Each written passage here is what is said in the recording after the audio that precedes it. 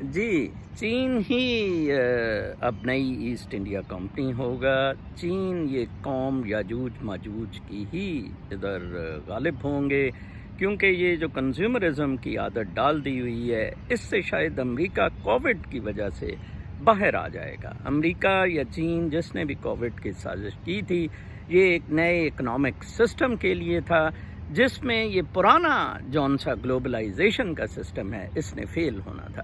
تو لہٰذا یہ چین جون سا ہے، اس نے اب پاکستان پر تو اس کا بالکل ہر طرح سے قبضہ ہے۔ میں نے جیسے بتایا تھا، چین کے کچھ خاص انٹیلیجنس سپریٹس، چین کی ایک سب سے بڑی ٹیلی فون کمپنی زونگ کے نام سے پاکستان میں آپریٹ کر رہی ہے، بینک چین کے ادھر آپریٹ کر رہے ہیں۔ چین بہت ظالم قسم کا ایکسٹینشلسٹ ہے، بہت ظالم قسم کا۔ 10 لاکھ یوگیر مار دیے، 30,000 کے قریب بلکہ لاکھ کے قریب ہانگ کانگ والوں کو گرفتار کیا ہوا ہے، تائیوان کو سانس لینے نہیں دے رہا ہے، نارتھ کوریا کو پالا ہوا ہے ساؤتھ کوریا پہ چڑھائی کے لیے۔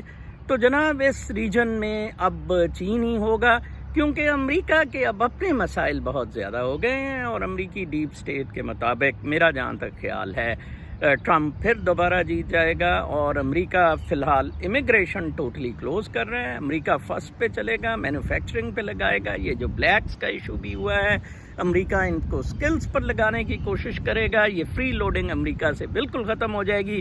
امریکہ ایک نئے انسانی ارتقاء کے ساتھ، ایک نئے دم خم کے ساتھ پھر دنیا کے لیے ایک ماڈل بنے گا۔ پہلے والا جو امریکہ کا ماڈل ہے، جو کولونائزیشن والا تھا، امریکہ اس سے پل آؤٹ کر رہا ہے، اس میں اپنے مورے آگے رکھ رہا ہے، جیسے کہ افغانستان میں زلمے خلیل زاد وغیرہ اور طالبان سے معاہدہ، اور انڈیا اور باقی جگہوں پہ جیسے میں نے بتایا تھا، یوکرائن، جارجیا، بیلاروس اور پولینڈ اور دمک پورٹ جون سی ہے۔ تو لہٰذا اب یہ چین سے پاکستانیوں کو بھگتنا ہوگا، چین ہی انچارج ہوگا، اور جنرل فیض حمید دمادم مست قلندر۔ اللہ نگہبان، شام تک کے لیے اجازت۔